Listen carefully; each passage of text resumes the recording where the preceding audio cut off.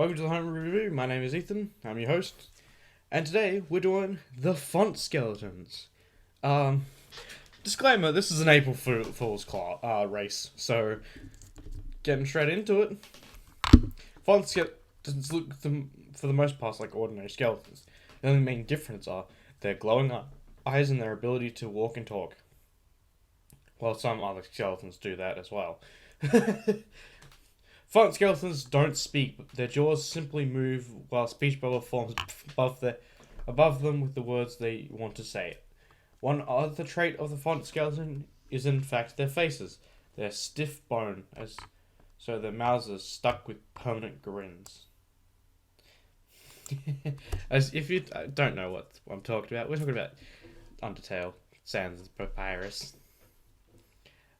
Font skeletons come from a group of ancient monsters trapped far, far underground. These monsters lived there for generations until an angel child came down from the surface. In some timelines, the angel liberated them from the underground, while in other timelines, the angel destroyed them all.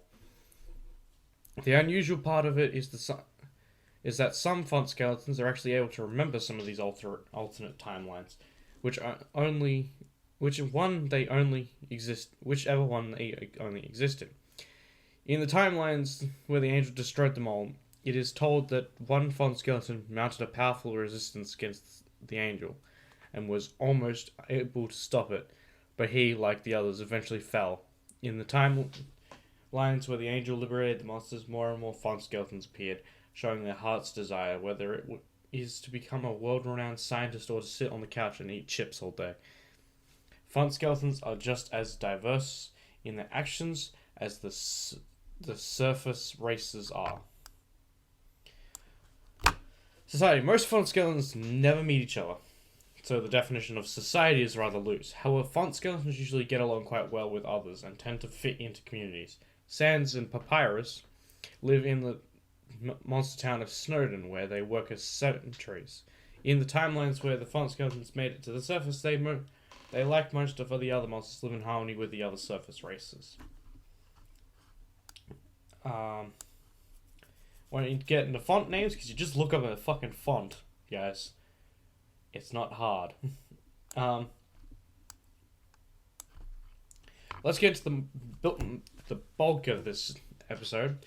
The traits. Your intelligence increases by 2 and your charisma increases by 1 when you choose this race. They mature as fast as humans, but do not age afterwards, unless they are biological children. Once they have a child, they age at the rate where they die at the time their first child matures. Their alignment tend to lean towards chaotic. Size, medium size, 6 feet high to 5 feet.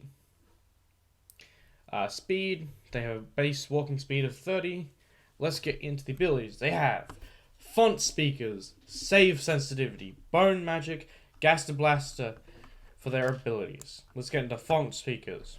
It's quite wordy, so I'll just get into the point.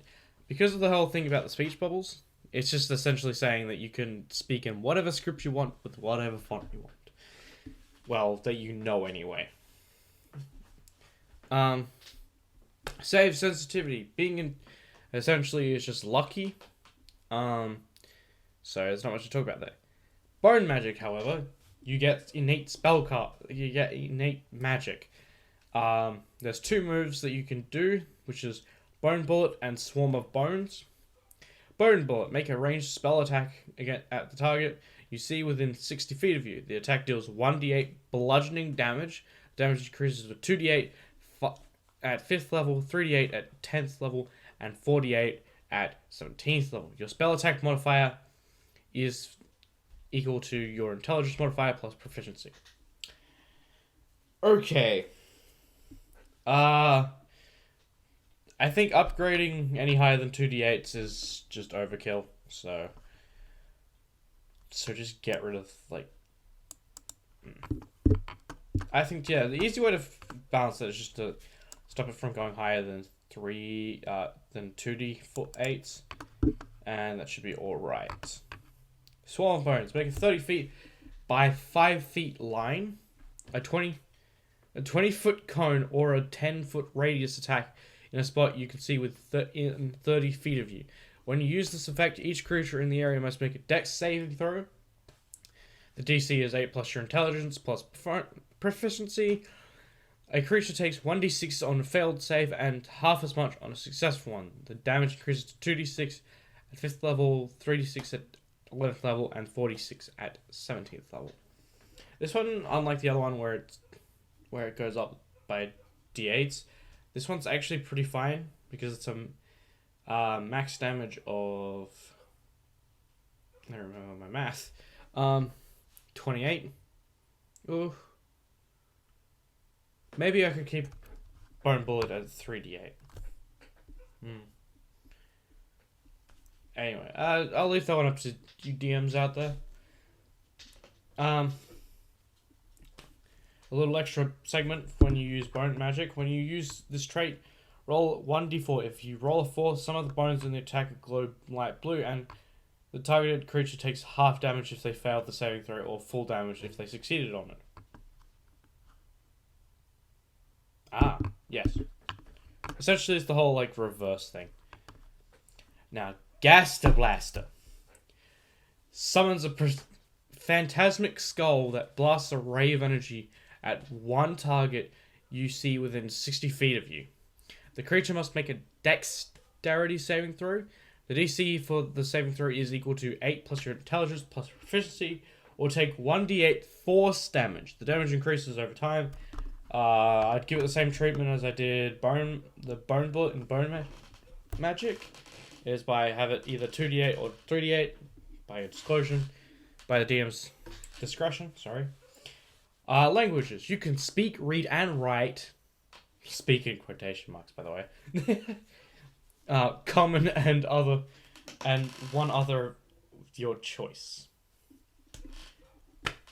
Overall, I would like to give this a 3.5 for balancing. Again, this is a joke class, but it's pretty alright for a joke.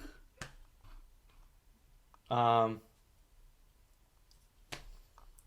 understand it's referring to the fake bubble, and that's why it's an April Fool's joke.